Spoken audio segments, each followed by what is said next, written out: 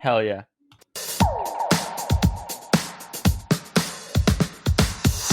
Welcome. This is Smart Nonsense, where we talk about entrepreneurship, self-development, and challenging norms. Today, it's episode 46. Belky has wires hanging from the ceiling because he's in his workshop. Everywhere. What's going on, Belky? What are we talking about today? What's going on? We are talking about Dunbar, my company. I'm talking a million miles an hour. Why? Because I brought... What are you mouthing? Are you practicing? I'm trying to keep up.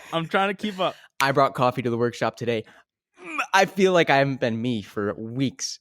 But yes, we're going to talk about Dunbar. We're going to talk about why Dunbar, what it is, why you need to ask yourself Peter Thiel's 7 questions before starting a company.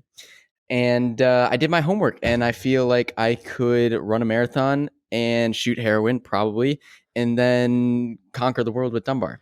Thank you for assigning that. Good habits, bad habits. Heroin's not actually that bad necessarily. Well, I don't know about that. All right. I'm just really adopting this whole Peter Thiel mentality right now. If you didn't watch last episode 45, we talked about 0 to 1. We have some loose ends that we have to tie together, close off. Belky, do you have your one contrarian belief? Yes, really quick. I just realized I got to take it down a notch. I'm going to listen back to that at 2x speed, and it's going to be like 6x because of how fast that was, and I'm not going to be able to compute. So taking a deep breath. Breathe. My one important truth that few people agree with me on, and like you said, I took the stance where what's one thing a lot of people believe that I disagree with. And for me, that is in all capital letters, you need to have a plan. That's the truth. Sorry. That's the inverse, right? You don't need to have a plan. That's what you believe. I believe you do not need to have a plan. Okay. The conventional truth is you need to have a plan. And we've talked about it a lot, but a quick story. This was now about a year ago when I was kind of just setting out on this kind of gap year self-employment mission, and a mentor of mine, who he runs an innovation incubator for high school students and teens. And I remember we were catching up, and no hard feelings, but he basically told me, like, Henry, I think you're too scattered. And this is someone who's entrepreneurial, which I tell you that all the time. Let me preface this with, like, I agree. But he was like, I think you need to sit down and figure out what you want to do and be in 10 years. And when he did that, I was like, I'm going to go the other way 10 times harder. It's just like, it gets back to our hot and cold analogy, which we've talked about before. I'm 23 years old. I have no dependents. I have few responsibilities. I am in no rush. I have no issue with shooting shots and taking risks and doing anything for the next 3 to 5 years before figuring out what's right for me or what I want to do. And I'm sure something will come up in the meantime. So to sit down and come up with what you want to do and be in 10 years, I think is futile. It could be good, but yeah, what do you think? It's kind of interesting because 0 to 1, Peter Thiel was kind of talking about this because there is this controversy of plan, no plan. He's framing it in the book. It was 2014. A lot of people were like, this whole lean startup, just have minimal viable product and just kind of test as you go. Like, you don't have a real solid plan. So I think he was pushing back against that. Maybe the tides have turned and now it's too plan heavy. So you're pushing back. Like, Peter Thiel's the have a plan side. You're the opposite of that. I am too. I think I'm wondering if, because venture capital, like, you always come in with a business plan sort of approach and you're pitching them on this whole idea, you have to have it pretty clear and well thought out, whereas maybe we don't need that as much. I think even that's changing, right? You used to have to knock on doors and show up to those pitch meetings with your deck and your business plan and your X, Y, and Z, who else is investing in the round. I think that's changing a lot too, and it's becoming more casual. Fundraising, yes and no. It depends what sector you're in. But yeah, I also don't want myself to think and others to think I have no plans. Like, I have these micro plans that are like week to week things, small projects I want to do and things that need to get done. But I don't want to lock myself into some 7-year plan by sitting down and writing that out. At least not at this point in my life. Maybe when I'm 35 and need to pay bills. But I think the difference is the difference between, I don't want to say like a trail map or like say a plan or like I don't know what you call like a route versus like your North Star, your direction. Like you have generally the direction you want to move. exactly. It's entrepreneurship related, you doing whatever you want on your own time. And you're going to find out exactly what that is along the way.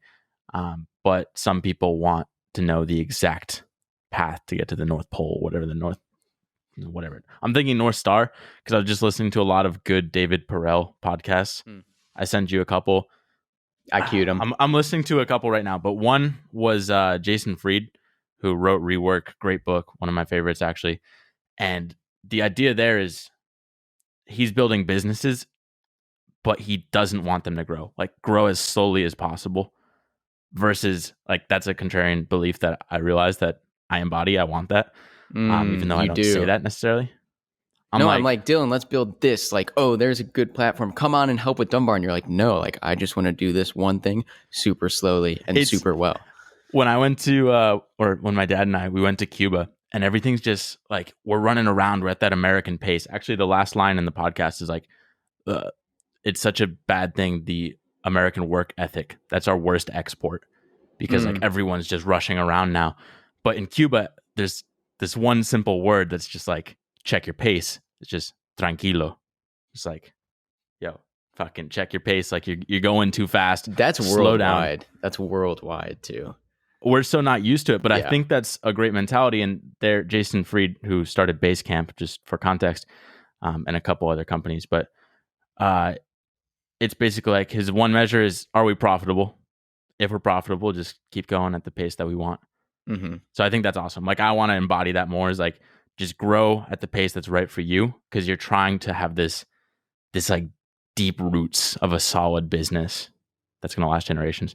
Yeah. I know we're off topic. We want to get back, but I realize I just love the whole contrarian nature. Hey, you know what's actually pretty good is when you yeah, you're a little contrarian. When you interview people without me, it's pretty good. Hey! I'm not so sad that I'm gone, actually. Yeah, you're like actually listening to the guest and like asking questions. It's good. It's good. And your intros are good. I tell you that. Book them all on the weekends. Right. Yeah, I was listening to shoot, what was it? Was it Jenny? Is that her Jenny name? Dyer. Yeah. Very cool stuff. I'm about halfway Episode through. 40. Episode 40.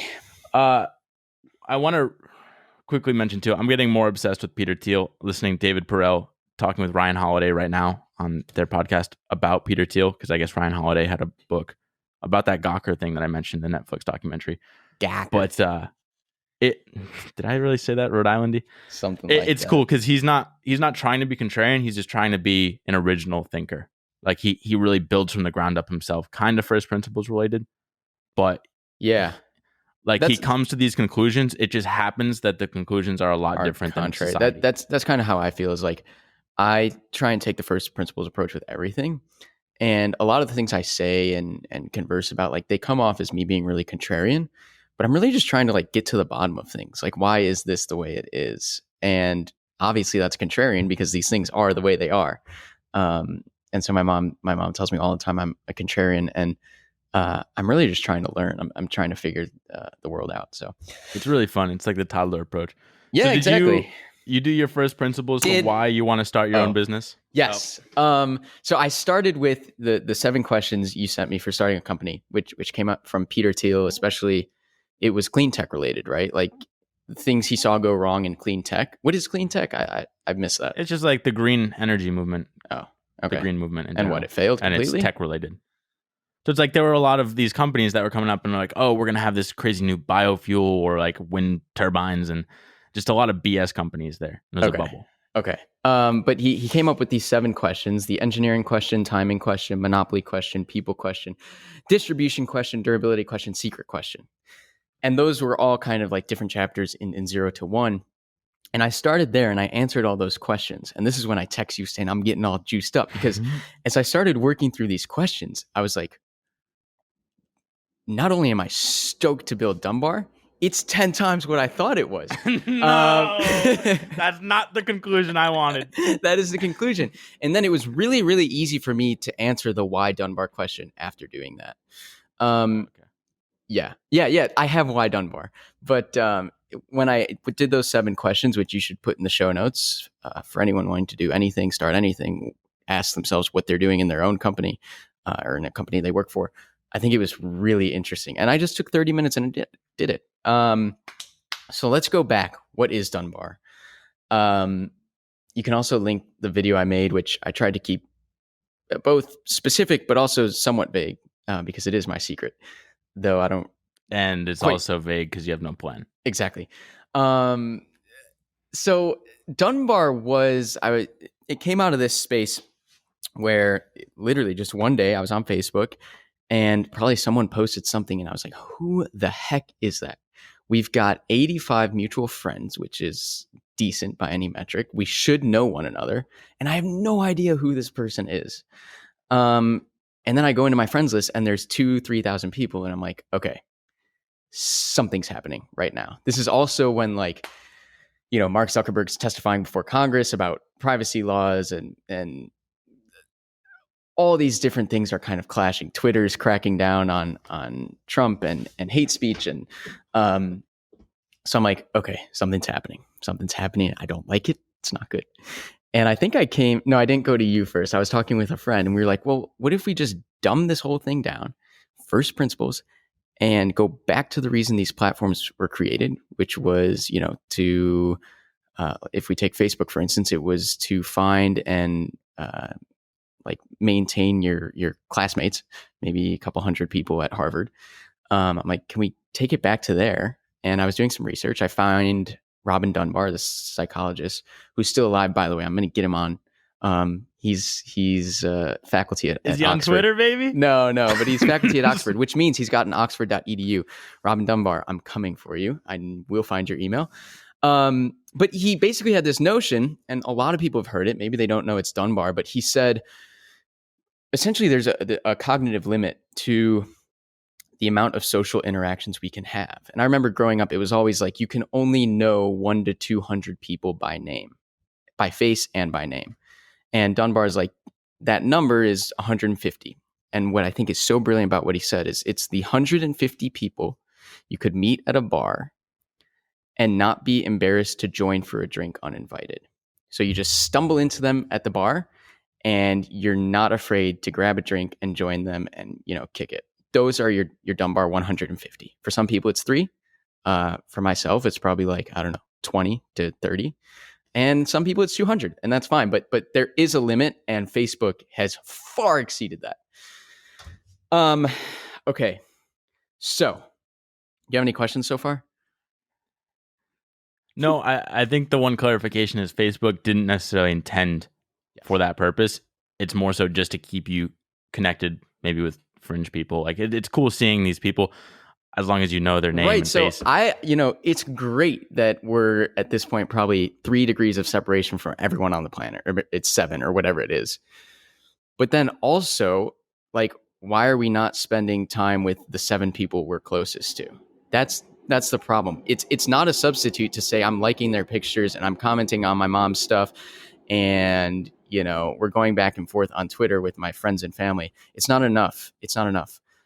Because we know, and Harvard has done these studies that show the quality of your relationships is the greatest signifier of health in the second half of your life. More than drug use, more than exercise, more than, alcohol consumption, everything. It comes down to quality of relationships. And that's what I also realized and we can go through each of these questions. Think about right now. This is kind of a secret, but everybody who is just online right now, because we're stuck online, is freaking the fuck out for personal human connection. We're missing it. And so now we've been squeezed into this world that is basically only exists on Facebook because that's all we can do right now. Painting with a broad brush, but you see people are going crazy. They're starting podcasts just to talk with people exactly in person. Okay, so I do want to say real quick, yeah, though, please. And people have probably heard this before, but it's you're technically better connected than ever, but you're less connected than ever. Yes. And I think that's important. Plus, this idea that kind of similar to what you mentioned, the number one way to tell the health or hypothesize the health of someone is their relationships. Also, with income and making money in life, you get to the certain level where you cover your basic needs and you're comfortable, not concerned with it. There are two other factors, and maybe I'm going to forget the second one, but one of them is the depth and quality of your relationships in terms of determining your happiness. I really want to remember the other one. Maybe I'll put it. I'll remember it tomorrow. But that's one of them. Yeah, and so I took all those things and I took these kind of facts. I was researching this is now probably 6-9 months ago. It was October. That's when it was. And I was like, great, let's create a platform that is just those 150 people and basically cap it at that, not let it get out of control like Facebook did. We're not going to sell data. We're not going to, have any privacy breaches. Like, that's not how we're going to make money. We're just going to do it right. And it's going to be a hard reset.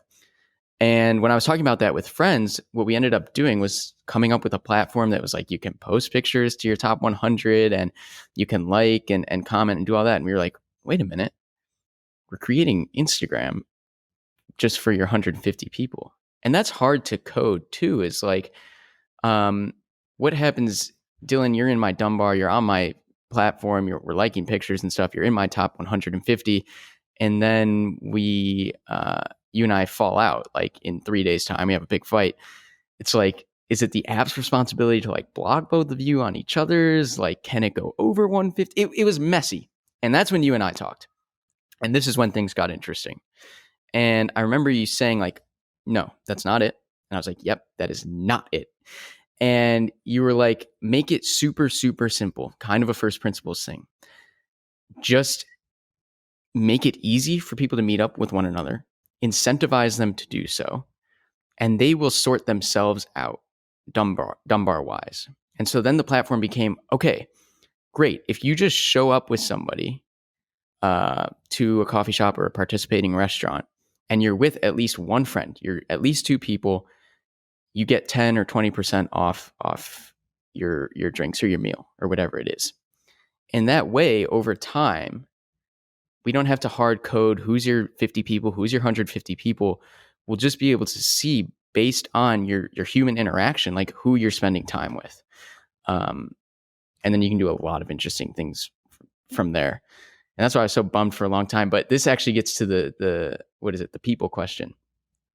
Because you had this key insight about Dunbar. I think you kind of shifted the whole mentality of the app, but you're not interested in working on it. I do not want to take credit for any of this because I know it's going to go into the ground unless we test these assumptions and test them. Yes, there's a lot of assumptions. And actually, a kind of an interesting one was I was talking to somebody last night and he was like, we got to talking like, obviously what Robin Dunbar pitched and hypothesized was this 150 people cognitive limit.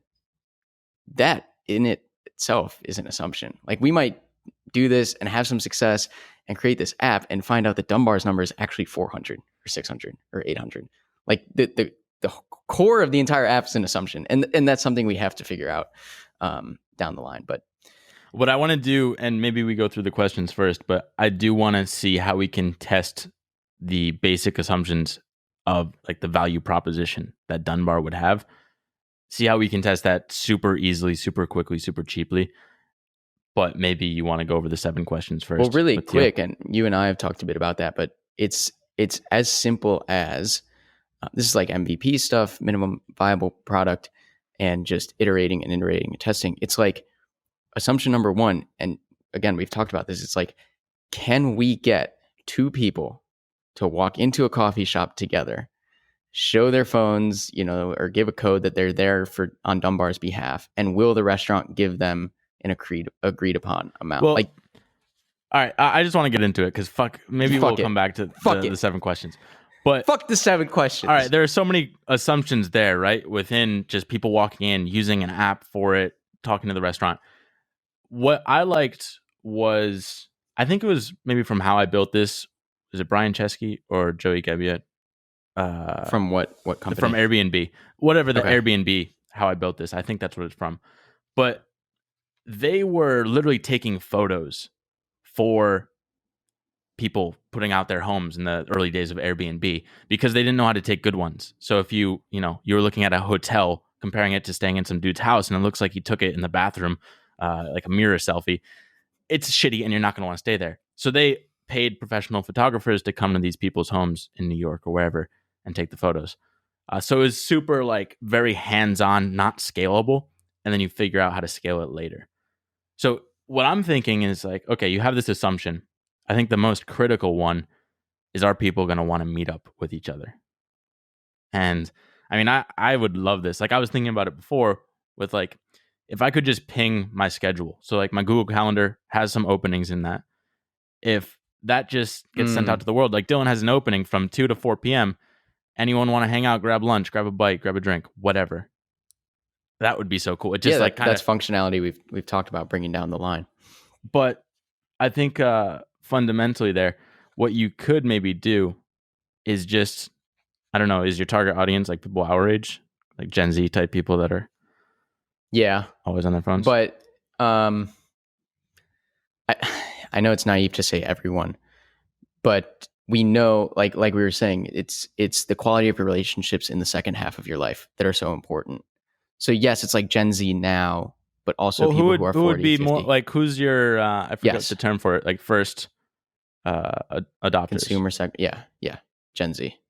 You think they would want to? Well, that's an assumption in itself. But the niche of Gen Z that's like fed up with the Facebook, Twitter, Snapchat ecosystem. Are your in-person friends fed up? Are they that type of demographic? Yeah. This gets to the secret question. It's so interesting. Everyone I tell about this, maybe they're just being nice, but I doubt it because I tell people you don't have to be nice to me.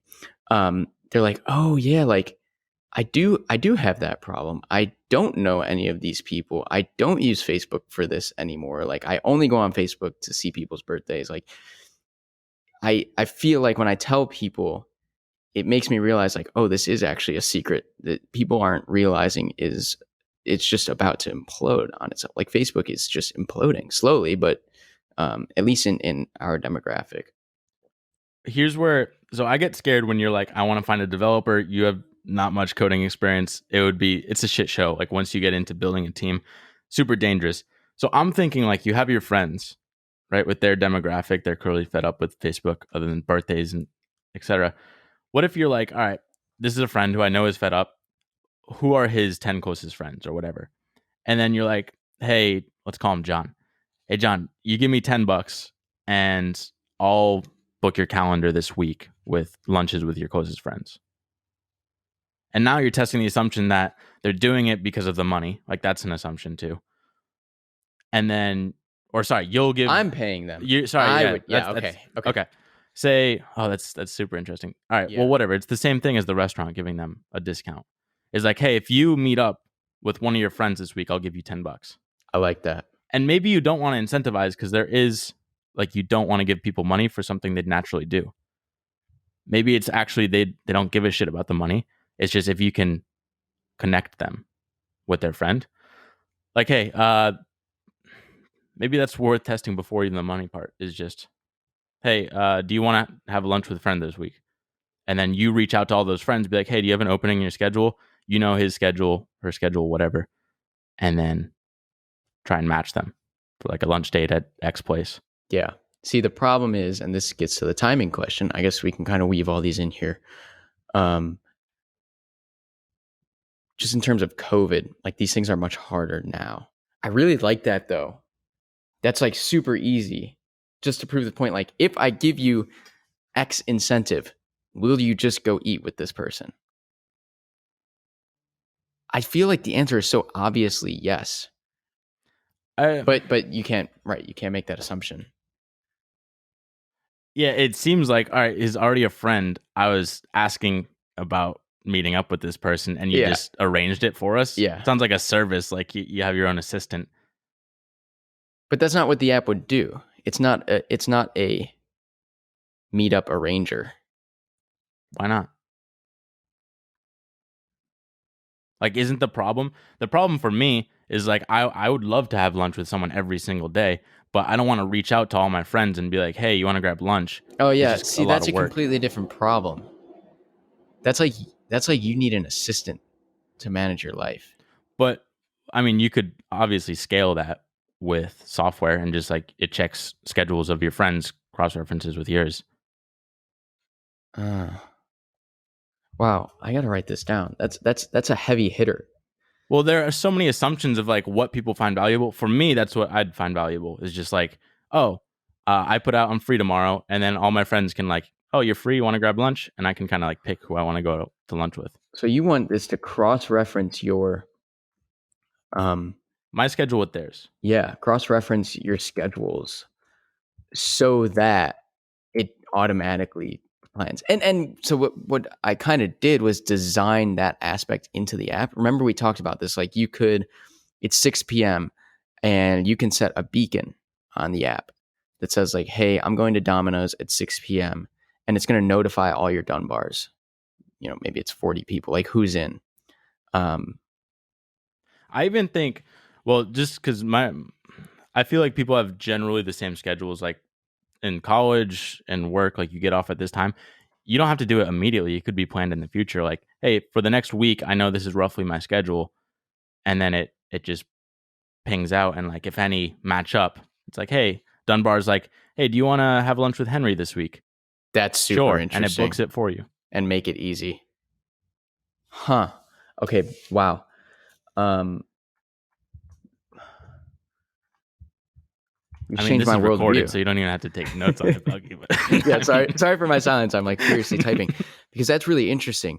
But that's something we have to test. Is like, okay, if it's a platform that just offers incentives for you to meet up with people, is that hurdle, like you say, of texting someone or figuring out on the app like who can meet at this place at what time, is that too much? Well, that's okay. Friction. Is it too much friction? Yeah. So I'm testing. You're basically testing two at once. You're trying to take out the friction plus add monetary incentives. I'm saying just start with the friction. If the friction isn't the main issue, then maybe it's the money. I don't think it's the money. Like if you're paying me to hang out with my friends, I don't think that's what I'm missing. I'm missing the awkwardness of texting all my friends who wants to hang out. Because I do have like 20 or so friends that I'd love to hang out with in person. And what's the friction there? It's awkward to reach out to them? The friction is like arranging, like, hey, you want to grab lunch this week? Oh, what's your schedule? What's yours? And you have to do that with 20 people just to set up a week's of lunches. If I could easily just have, it shows up like, hey, do you want to grab lunch with this person on this date, this person on this date, this person on this date? Oh, wow. I have my whole week set up with no effort.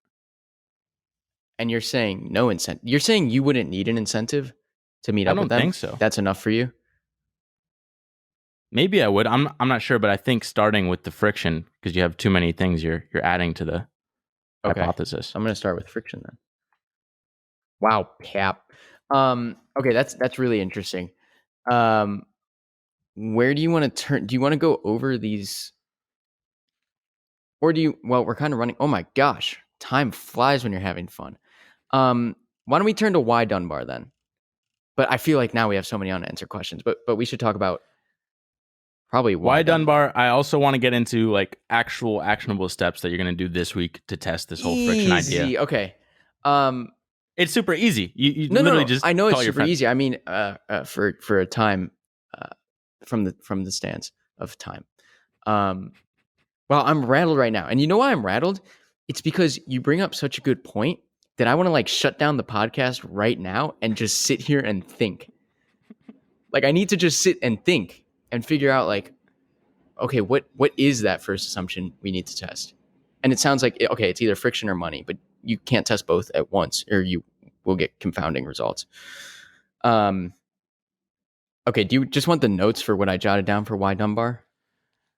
Sure. Yeah. Like, well, I mean, the way I did it, I don't know how you did it necessarily, but it's like, all right, why am I starting Dunbar? You get one layer of why. Then you break that. That's how'd you do it? You don't listen to me, so it's fine. Basically what happened was, like I said, I did those 7 questions, and then related to each, I basically came up with the why for each of those things. So I have like 6 points. You sounded like me breathing all heavy.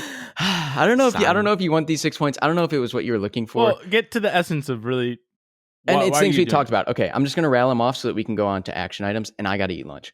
And then I got to think. I need a lot of time to think, Pop. Okay, I wrote, the way we use social media platforms to check in with the people around us isn't sustainable. That's what we're figuring out now.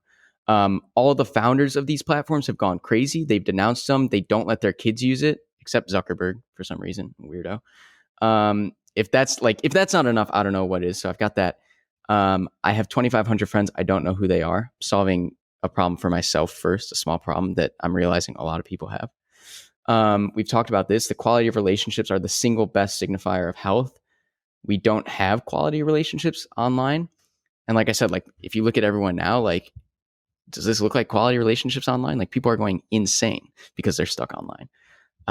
It's a win-win-win if we're talking monetary. The customers are getting incentives and value for showing up with friends, hopefully something they do anyways. Restaurants are getting at least 2 people in the door from Dunbar. Great. And Dunbar wins somehow. I haven't figured that out yet. And then the last one I wrote is like, we're taking the kind of successful aspects of a whole bunch of different platforms, be it Facebook, text messaging, Grubhub, like WeChat payments, Seated is like an incentives app to sit down at places. And we're kind of taking all those things that work, getting rid of the bad stuff, and then channeling that into something that hopefully, if these assumptions are correct, will kind of get people back on track with the people they're closest to. That's what I have for the why. And they came out of those 7 questions. I think it makes a lot of sense, and plus it's solving a personal need. Like you've seen this problem before. You're solving it for yourself. My question now is why couldn't you just have Dunbar be this thing that's just like this sort of luxury service within Chicago, and you can still make a lot of money, like support yourself, make See, this is where you and I differ. Well, that's why I'm curious. Yeah, why do you want to? Right. I don't know. I've been on this quest to just like change the landscape of the world. Whereas you're like, I want to change the landscape of my community and my neighborhood. And I don't know why that is. And I don't know if that's going to change, but like, I see someone like Elon Musk, everyone says this, but like, I want to make the SpaceX. I want to make the Tesla. I do want to make the Facebook. I just don't want to manage it so poorly. But you're not trying to be a billionaire. No, you're trying to have that's the impact. weird thing. No. And like at the end of the day, I'm a social entrepreneur, right? And in social entrepreneurship, when you're creating businesses that have impact, they have like 3 bottom lines. That's a bottom line for your investors and your shareholders, a bottom line for the people you're serving and hope to change their worldview, and then the bottom line for the company, obviously. I unplugged my headphones. And so I don't know, when I dream of creating things, it's always in the scope of doing the biggest technological. It's kind of like the Peter Thiel, like literally rule the world in that domain and rule the world in the technology you create.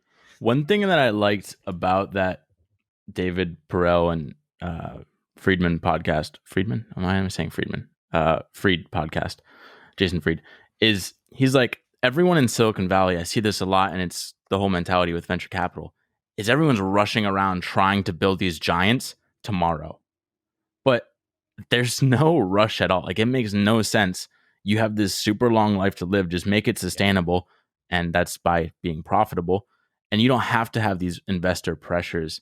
That's partly why I like to push back on like having these crazy ambitious dreams of changing the world. Because a lot of times that means you have to take on money and outside pressures. You know what I think it comes from? I'm realizing for me is I've kind of spent my entire life dreaming up ideas and businesses and pitches and like things I want to do. And it's been a lot of people not believing in those things. And I want to create something that's so massive and so huge and so responsible that I never have to try and convince people. It's kind of like the Jim Clark in the 90s, where like he was always on the cutting edge, creating the new thing from Michael Lewis's book.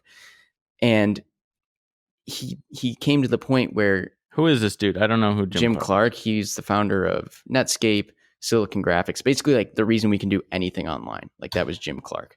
Mm-hmm. And he got to a point where like he didn't have to explain himself anymore. People just believed the things he was saying.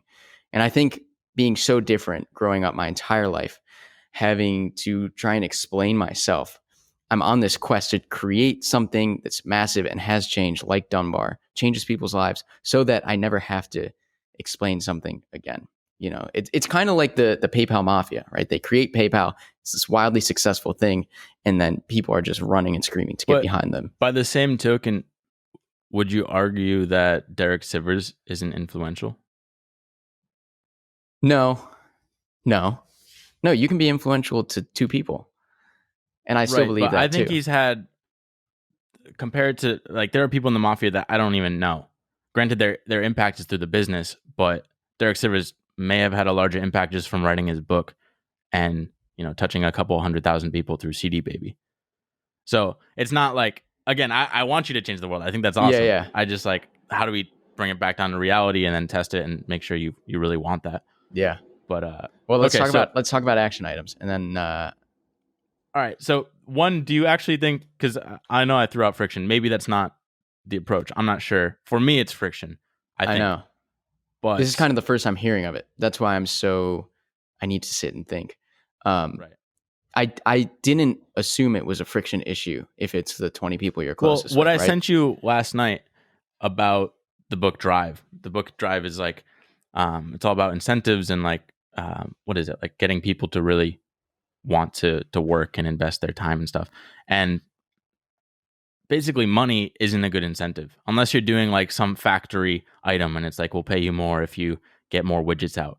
That's the only time. Other than that, if you're trying to do anything creative or really change the world, money isn't the influencer. And I think this is more in the second realm. It's like, you're not building widgets here. You're not just trying to do the superficial connections. I'm realizing a problem with the friction is you're assuming that everybody's diligent about using their Google Calendar and their iPhone calendar appropriately so that everything is scheduled in. That I know, but you can solve that by just being like, hey, I'm normally free 2 to 4. Okay. Oh, you say that on the app? Yeah, I think you'd be surprised at how few people use their calendars. I know, I don't. I don't. Yeah. Well, I kind of do with the podcast, but even again, you don't have your calendar. It's like you have the calendar just there so that if an event pops up, it'll block that time off. You know, yeah. Whatever. That's like super fine details. Yeah. But yeah, if it is friction, I think the easiest way to test, and you could literally test this today, just with a couple hours, you just call one of your best friends that has this problem. And you're like, okay, I know John, he has all these problems. And not your dad. He has all these problems. I'm going to call his closest friends, see if they want to meet up with him this week. And then, you know, assess, do they actually meet up? Yes. Did they have a good time? Was this worthwhile? How and long then you can was figure it? out the monetization stuff after. Yeah. Okay, that's interesting. That's probably what I'm going to do. I'm going to do it on Monday because I'm going to start filming vlogs, and I want that to be in there. It's isn't it Wednesday? What's today? I'm not doing anything this week. I got other things to take care of. I need to learn how to use Notion. Well, you can still do it by Wednesday. This would literally take an hour. You could by do this, Wednesday, like a week. Give it a week next. Yeah, Wednesday, I will. I'll do it on Monday. I want to film it. I want to show these micro tests. Yeah. Because if I do it today, I'm not going to film it. Is what I'm saying, and I think that's valuable insight to put online. So, this is the interesting one, real quick. Because this goes back to the Noah Kagan video with Tim Ferriss. I've mentioned it before, but he's like, how can you make $100 by the end of the week? So you first test, like, well, are they willing to do this? And then you can start putting a monetary value. You like charge them for the service. Or maybe that's actually what he says is to start with. It's like, hey, give me $10 and I'll schedule an appointment this week. That's so hard. How do you do that now? Because people are so, granted, like some of my friends are looser than others in terms of meeting up, but like it's not easy to do right now. With COVID? Yeah, that's why like my plan of action was create a minimum viable product, right? Test it on 5-10 people so that it's ready to test at 5 restaurants in April or whatever. You're pushing shit off. One-on-one meeting, it's not like you're trying to assemble a Dunbar in a fucking restaurant. You're just trying to get 2 people to have lunch together. They can wear masks or whatever. Yeah, it's just like, hey, are you missing people? Give me $10 and I'll connect you with 3 people this week. I'll set up the lunch dates, like arrange it, whatever restaurants you want. or cafes. Yeah, I think it's doable. Yeah, it's super doable. I'm not saying I'd it's pay not you doable. $10 if you can set up my. I'd pay you $30. I don't know, like $10 a. So what would meeting. you do? You're saying, okay, you would get value from this, but you're gonna what? Give me 10 of your contacts, and you want me to figure out. Yeah, just be like, here are my closest friends. Calendars. If you can just text them and like figure out when they're free, this is when I'm free. If we're both free at the same time, set up a hangout. Okay. Yeah, I'm very, very curious. But you're gonna get a lot of feedback. If they're like, it's kind of hard because there are multiple variables now with the $10. I don't know what to test there first. You kind of got to pick a number at some point. But you can be like, oh, are they pushing back on the number? Are they pushing back on the idea? You figure out where you tweak it. Right. And but that's why I want to film this. I think that kind of diligent specific testing is like, you hear about it, right? You hear about it in hindsight, and some successful company, like their CEOs, like, yeah, we did on How I Built This. They're like, we did this test. We were just running around like selling shirts, but we didn't ever see it. And I think that's why it'd be so cool to see right now. True. Pop. Okay. That's step number 1. I will tackle that on Monday. We're going over. I'm getting hungry. The caffeine is long gone. It exited my system. I was sweating it out when you told me about this friction problem you're having. I need to sit and think. But this is very good. And I feel like we're going to have to come back and kind of keep checking in on this at different times. What else? That's it? I don't know what we're doing tomorrow. I really want to do more book clubs because I'm excited. Pod clubs we haven't done in a while, but let's just wing it. Let's do a pod club. Want to do a pod club? Yeah, I'm trying to think of what I'm listening to. Been listening to a lot of Peter McKinnon, but that has nothing to do with this. We'll just put it in the show notes of like, this is the pod tomorrow. We still got to decide. Belky's got a lot to figure out in his These life are also right now. like, what? We're 6 days behind. I'm like, I don't know when this is going out. I don't know when we got to listen to the pod. Probably a week from today. Okay. All right. Peace. Thanks for listening. Woo! Hopefully that was interesting. We'll see what's going on with Dunbar soon. Updates to come. Yep. All right. See ya.